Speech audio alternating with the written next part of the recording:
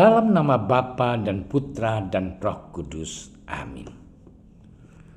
Allah Bapa kami, sabdamu adalah pelita, penuntun langkah kami, dan obor penyuluh jalan kami. Kami ingin membaca dan merenungkan sabdamu. Bersabdalah ya Tuhan, hamba-Mu mendengarkan. Penuhilah hati kami dengan sabdamu. Sabdamu adalah kebenaran. Bersihkanlah pikiran kami dari keinginan yang menyesatkan. Bukalah diri kami agar dapat mendengarkan sabdamu. Amin.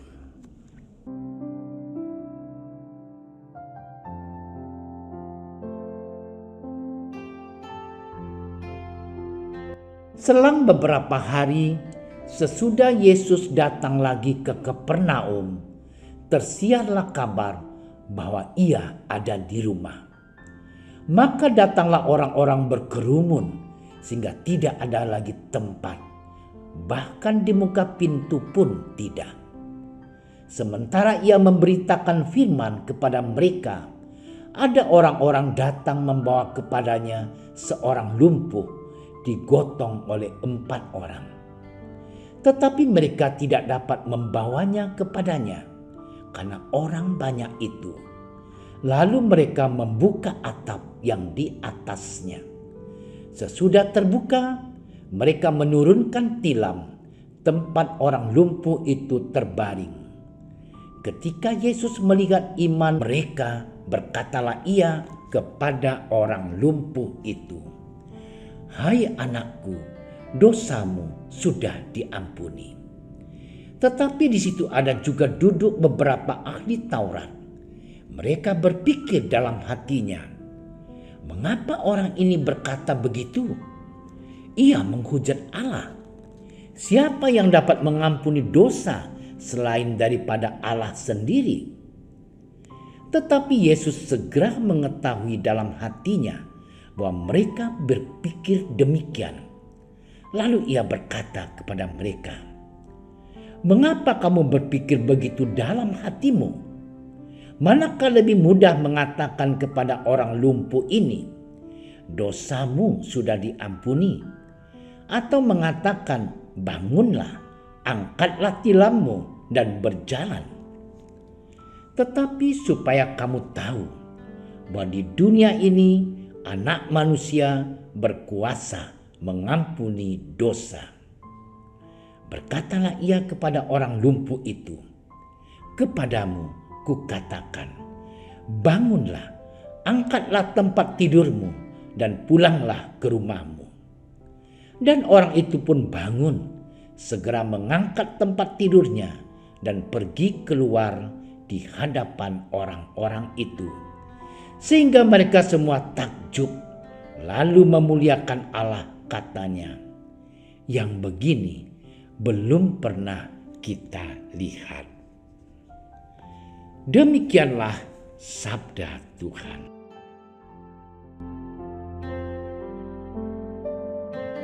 Saudara-saudariku yang terkasih, kita mengenal ungkapan, "Tidak ada usaha yang mengkhianati hasil." Dari ungkapan tersebut mau mengatakan bahwa kita selalu dalam perjuangan dan berharap hasil yang memuaskan. Bacaan-bacaan yang diketengahkan kepada kita hari ini menunjukkan kuasa dan kerahiman Allah yang tanpa batas. Pada bacaan pertama menampilkan permohonan bangsa Israel kepada Allah agar diberi seorang raja yang memimpin dan menyatukan seluruh bangsa Israel. Sedangkan dalam bacaan Injil mengisahkan perjuangan seorang lumpuh yang dihantar kepada Yesus untuk mendapatkan kesembuhan. Saudara-saudariku yang terkasih, berdasarkan bacaan Injil hari ini, hendak ditawarkan kepada kita bahwa tidak ada usaha yang sia-sia bila disertai dengan doa dan niat yang baik. Yesus melihat usaha si lumpuh dan orang Kapernaum tersebut. Usaha dan niat yang baik inilah yang menggerakkan hati Allah. Kisah ini hendak menunjukkan jati diri Yesus sebagai anak Allah yang berbelas kasih. Dan juga ingin menampilkan bahwa Allah begitu dekat dengan manusia yang mencarinya. Kita diajak untuk berusaha, memberikan yang terbaik di setiap kegiatan keseharian kita, baik sebagai pekerja, pelajar, sebagai nelayan, petani, sebagai dokter, pegawai negeri. Bagaimana kita mewujudkannya dalam hidup kita sehari-hari sebagai wujud iman kita. Saudara-saudariku yang terkasih, usaha dan niat itu akan semakin sempurna jika dilakukan dengan ketekunan. Contoh, sebagai pelajar, kita diajak untuk tekun mengasah ilmu. Sebagai pekerja, kita diajak untuk mengusahakan semaksimal mungkin tanggung jawab yang telah diberikan kepada kita. Dan sebagai masyarakat, kita diajak untuk membangun lingkungan yang aman dan nyaman, serta mematuhi protokol kesehatan dengan baik dan benar. Sebagai pegawai negeri, kita diajak untuk hidup dan bekerja dengan disiplin dan tanggung jawab. Semuanya dituntut untuk bekerja dengan tekun dan penuh tanggung jawab. Saudaraku, mari kita berusaha sebaik mungkin terus-menerus dengan penuh ketekunan dan tanggung jawab. Amin.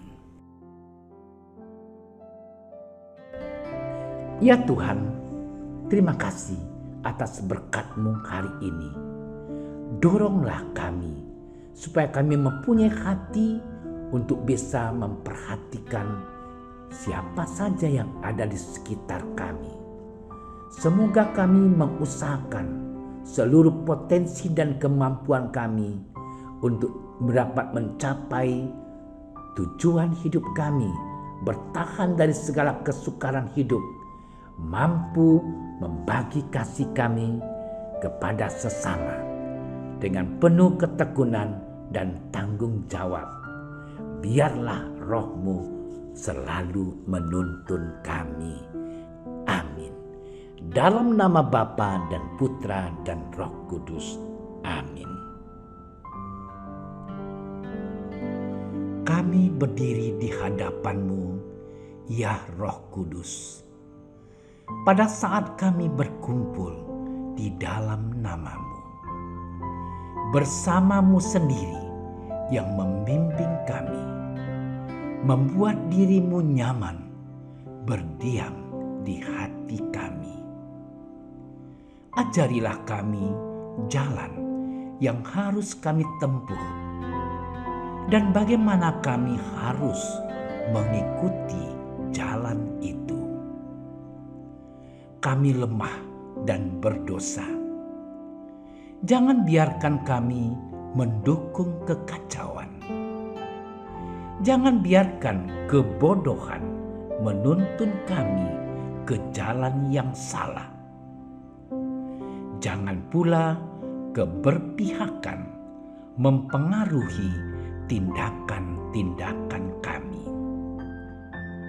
Kiranya kami menemukan di dalam Engkau kesatuan kami, agar kami boleh berjalan bersama menuju kehidupan abadi dan tidak menyimpang dari jalan kebenaran dan apa yang benar.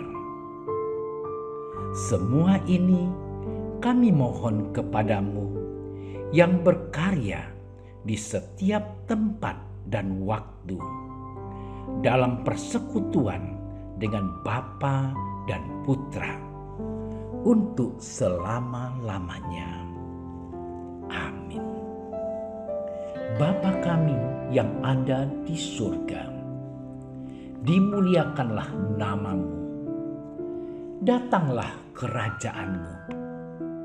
Jadilah kehendak-Mu di atas bumi seperti di dalam surga. Berilah kami rezeki pada hari ini, dan ampunilah kesalahan kami, seperti kami pun mengampuni yang bersalah kepada kami. Dan janganlah masukkan kami ke dalam percobaan, tetapi bebaskanlah kami dari yang jahat. Amin. Salam Maria, penuh rahmat, Tuhan sertamu. Terpujilah engkau di antara wanita, dan terpujilah buah tubuhmu Yesus.